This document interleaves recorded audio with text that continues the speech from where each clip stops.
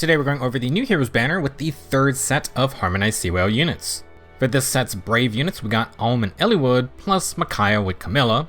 The third unit of the banner is chosen Laegjarn. We'll talk about everyone's stats and skills, plus go over some general playstyle and build ideas. There's still no 4-star focus or Grand Hero bad units, but we've been introduced to Jörmungandr in the main story. She's the mysterious snake that's been on the Book 10 main artwork, and she's finally ready to do something. Jörmungandr is a colorless armored beast with low speed. Her weapon's fairly simple, so I'm expecting a much more interesting personal skill down the line. Serpent's Fang has Slang, Warp Bubble, the usual 25 true damage, 15 excel flat DR, and then no guard. Jörmungandr has long range buffs for +5 stats, breath type cooldown, and the defense check for hardy bearing effect. She will have distant counter when transformed, and her transformed sprite is definitely big. For now, nothing out of the ordinary for like a typical savior tank. Not sure if she's going to be summonable this month, but probably toward the end of the year. Our first unit of the banner is Harmonic Brave Alm and Eliwood. The devs have finally put in some effort to combine the effects of both CYL winners. Can't wait for Brave Dimitri to roll up with Claude's Fallen Star. Now, before we get ahead of ourselves, Brave Alm is a sword infantry unit. He's got 42 HP, 49 attack, 48 speed, 49 defense, and 16 res. Alm has an attack super boon along with incredibly high defense. Some speedy swordmasters have been leaning toward higher defense spreads, but Alm's got a really min-max physical stat line. Dude may not want to let any mages get close. For old skills, Alm has Shatter Slash and Attack and Speed Favor, just like re-rearmed Ingrid. He also has the best version of the best skill in the game, Reposition Gate. Eliwood's Ice Lance is lending its power to Alm's Falchion. If a rally or movement assist is used by Alm or targets Alm, he inflicts -7 attack, speed, and defense, sabotage, and discord on closest foes and anyone nearby. If Alm is the one who uses an assist, he will get an extra action.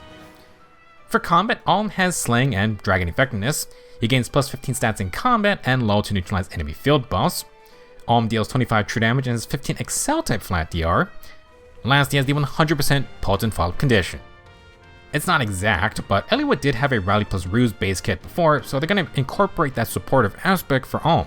This includes the extra action the modern assist focus units have. Alm will inflict massive stat debuffs for everything except res. Now, combat-wise, Alm's got the usual good stuff along with Dragon Effectiveness. 100% potent's always nice, and low will further put the foe behind in terms of stats. Alm's Sense skill A skill has been replaced with Blessed Bow. At start of either phase, grants Creation Pulse, Attack Liberate, and Speed Liberate to Alm and allies within 2 spaces. Alm gains +9 stats in combat, deals 7 true damage, and has 7 flat DR. He also gets full Temple for no guard and no extra special charging. This Alm applies a lot of statuses, so he should max out Liberate's +8 stat buffs. After assisting, he also applies 2 penalties, so that's going to get Creation Pulses -2 cooldown. Blessed Bow is named as such because it comes with a unique style. Basically, Alm has a built-in Emblem Lane ring. He can attack foes within 5 spaces and within 3 rows or columns. He cannot move, but unlike Len's ring, Alm can use his long-range attacks every turn. Alm can use a bow, but ironically, the updated in-game sprite does use Alm's Sense skill animation from Echoes. He doesn't get the cool giant sword effect, but I guess attacking from 5 spaces away kinda counts too. Now, since Alm has extra actions, he will be able to reposition before firing off this long-range attack. You will need to be careful. The CYL Harmonized skills continue to repeat with the same refresh effect for allies or for the user if no one's available. Alm and Eliwood will grant Resonance Blaze for +4 attack and speed, and they will refresh units from Echoes or Blazing Blade. Alm getting another extra action gives him even more ways to use the Blessed Bow style. Like Attuned Alm, Harmonic Brave Alm introduces another Pulse Follow C skill. In fact, no Pulse Follow is just the pure upgrade to Pulse on Blades.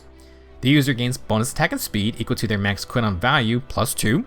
They deal 5 true damage and get 5 flat DR. Like before, you get -2 instant cooldown on the first follow-up attack. If the user outspeeds, you now get full enough follow-up effects. The name of the skill sounds like a counter to Pulse Follow, but it's basically no follow-up plus Pulse Follow. This upgrade will have the new standard of slapping +5 true damage and 5 flat DR onto these C skills. Now, since we have the Pulse Follow status, you could stack it with this skill to get -4 cooldown on a follow-up attack. That could be fun, but Alm won't necessarily need this. Similar to other extra action units, Alm does want to assist an ally before fighting. This deploys his Sabotage stat debuffs plus you trigger Favor. Besides more stats and 50% DR piercing, Favor's -1 cooldown will drop Sling Shatter Slash to 2 cooldown. Alm grants his team Creation Pulse, and since he inflicts 2 penalties, you get another -2 cooldown immediately. This allows Alm to trigger Shatter Slash on the first attack. If he tanks a counterattack, he has Tempo to get -1 cooldown back. On the follow-up, Pulse Follow kicks in for another 2 cooldown. This will recharge Shatter Slash for a second trigger. Alm can also trigger Shatter Slash if he gets his third potent hit. If the foe has Scowl, he may only get 1 special, but he'll have that extra hit for insurance. What will make this Alm dangerous is Blessed Bow style. He may not have extra movement, but getting to act after assisting means Alm can reposition first, then use the long range attack. In addition, you can use that Harmonized skill for another extra action. Technically, Alm can move, assist a friend, move again, and then use the Harmonized skill plus Blessed Bow style. It's going to be pretty crazy in the player's hands. For other skills, Alm technically doesn't have to use Favor, any -1 cooldown source would be enough. In the seed slot, you could run Pulse Tempest or Burst of Thunder if you have no follow-up support. Being able to move 3 spaces initially is still good. With his hilarious stat line, Alm could run Instruct to help everything except Res, or you could use Breath of Life for Sustain. For other specials, you could make Arch Rival work, but Alm would need a -1 cooldown source unless you fight a green foe. Comet's an option too, but Alm does inflict attack and defense debuffs, which Shatter Slash is going to use for its own sabotage effect. Personally, I just keep that.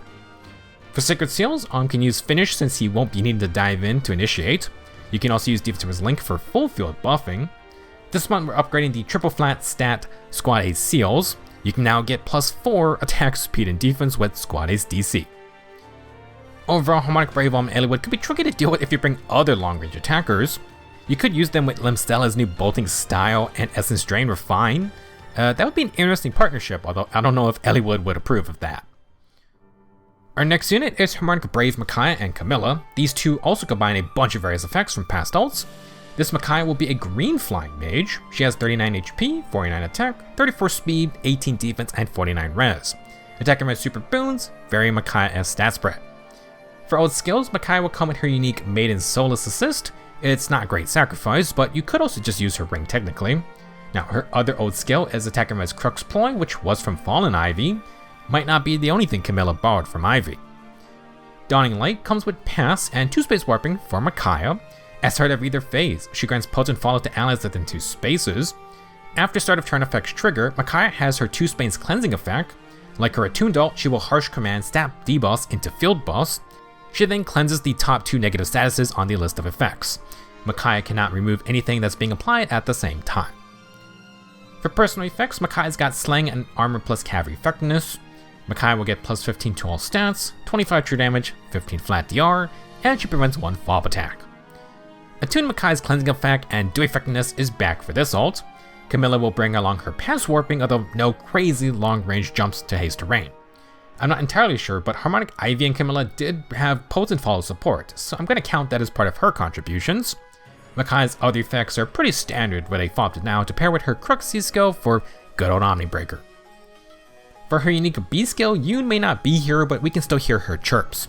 At start of turn and after acting, if any foes have the highest of any stat, then inflict -7 to that stat along with Feud and Sabotage. In addition, these all spread out to anyone within 2 spaces. For Micaiah, she negates adaptive damage effects. She also inflicts -5 attack speed and res on the foe. Micaiah will inflict a bonus speed and res equal to the highest total stat deals on the target or foes within 2 spaces. For other effects, Micaiah's got flat DR equal to 20% res and 50% DR piercing. She will then have Miracle to survive a fatal blow. One of the biggest buffs is that Yoon's chaotic debuffing effect now triggers mid-phase. -7 debuffs with Sabotage to double up is great. Even better is the rare Feud status, which disables all support effects not on the main target. You also need to watch out for Micaiah's speed and res debuffing. Like her attuned ult or legendary ult's remix, Micaiah totals up all stat debuffs on the foe. If the enemy is grouped up, Yoon's -7 debuffs can hit multiple targets. That can become -28 speed and res. Do not underestimate this Micaiah, even though she has 34 base speed. You can also never underestimate Miracle, it's always a pain to deal with. Like the other 5 Harmonized CYL units, Micaiah and Camilla have the extra action Harmonized skill. They will grant Resonance Blades and will affect allies from Radiant Dawn or Fates. Micaiah brings a new special called Ice Edge. This is a 5-cooldown special with 100% res scaling. It has guaranteed 40% damage reduction for first attacks. For its unique effect, if unit has Weapon Triangle advantage or it's a colorless versus colorless matchup, you get +5 to all stats. Ice Edge is kinda like Arch Rival with a Weapon Triangle gimmick. plus 5 stats isn't that exciting, but hey, stats are stats, and colorless units do get something this time. Do take note, Ice Edge is only for cavalry and flyers. Now that is unusual. Similar to the 5 cooldown armored specials, Ice Edge does not have any cooldown related effects. That might be a concern for cavalries and flyers who typically don't have the most amount of cooldown skills. You might want to take that into consideration as well. Now Micaiah has one more new skill. This one is an attack and res variant for Airspace. Airspace is a flyer skill with Kanto 2. If unit initiates or is within 3 spaces of an ally, you get plus 10 attack and res, heal 7 HP after combat, and you get the true damage. If there are any special tiles within 2 spaces of the user or their target, you can get up to 12 true damage. Otherwise, it's at least 7 true damage. Airspace builds out of attack and res catch 3, which is on Vanessa. While Blue Skies is the usual Kanto A skill, Airspace is usable by ranged flyers as well as dragons or beasts. It's a little more accessible, although healing might not be as valuable as flat DR. However, since Micaiah's got Miracle, she kinda needs the healing if you want to loop it. This is her only healing source. Harmonic Micaiah and Camilla combine a bunch of different effects. We got Micaiah's penalty cleansing, and her ability to inflict units debuffs mid-phase is a big change. Minus 7 to all stats with Sabotage is fantastic, and Feud is super valuable. If foes can't get rid of the debuffs, Micaiah can also get a huge speed and res advantage. Try to inflict Panic if you can, because that will count towards Sabotage and the speed and res debuffs. Combat-wise, Micaiah's got 2 space pass warping, 3 effectiveness, regular potent, and of course Miracle. She has Omnibreaker to simulate no follow-up. You could actually get no uplift for actual no follow-up, but Crook's Ploy's fine to keep. When it comes to specials, Micaiah doesn't have any special plans to trigger her new Ice Edge. You have Slaying, and that's it. Micaiah probably needs a second round of combat, or you gotta find Breath type cooldown or something. One other option is to use Logic or a 4 cooldown special with Heavy Blade. Silence Ward could also work, but -1 cooldown won't be enough if you want to stick with Ice Edge. Technically, you could trigger it on the 3rd potent hits, but Micaiah would only be dealing 40% damage. As for other skills, Micaiah could use flat res stat boosters like Crystalline Water or Aria for true damage. For C skills, if you want to shift the team around, Soaring Guidance or Guidance 4 is still good. Allies would be able to hop over Micaiah, and then she could hop over them to attack. You can also use Flyer Mobility Sacred Seals. For Fun Seal, Desperation could be clutch.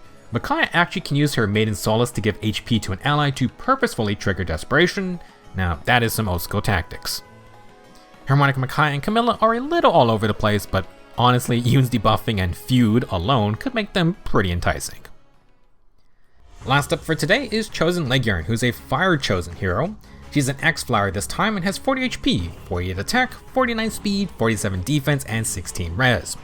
Laegjarn has a speed super boon, and like Alm, she's gonna sacrifice res for some solid attack, speed, and defense.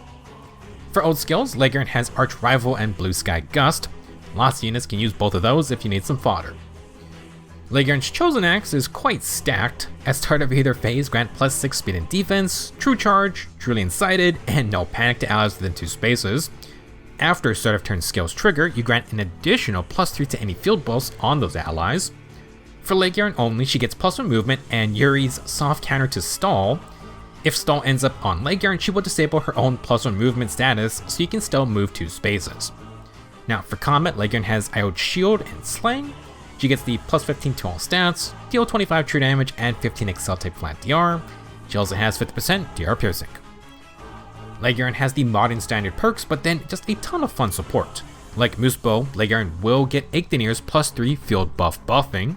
She gives +6 speed and defense, but trying to get attack and res buffs as well.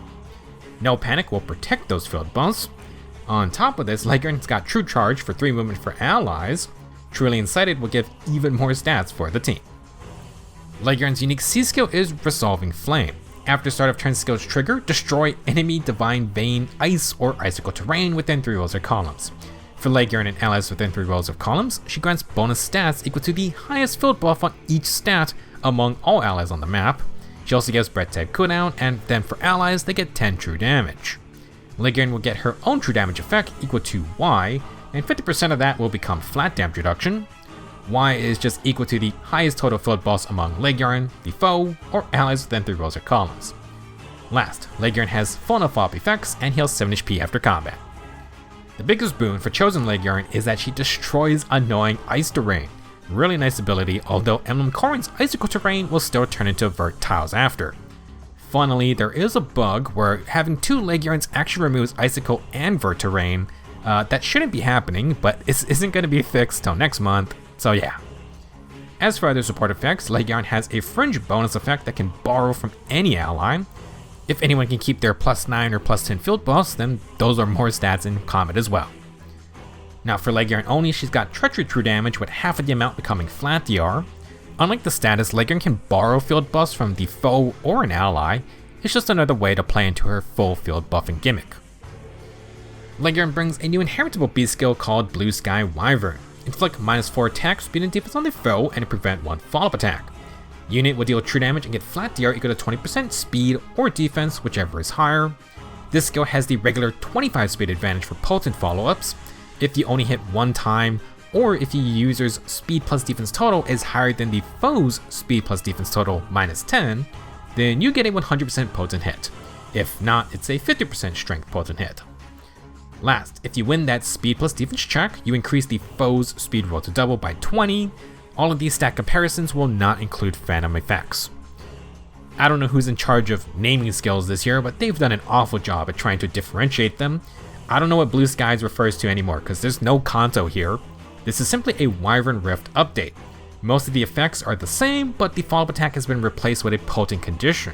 The big thing to note is that after the speed check, you can get the 100% potent effect by winning the speed plus defense stat check. This is huge for faster units like Laegjarn who can double regularly.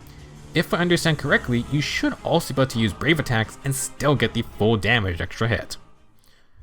For Chosen Laegjarn, melting ice terrain is definitely a big selling point. She also enables the team to charge right in after, although icicle terrain will start to turn into vert tiles, which then messes up the charge warp movement.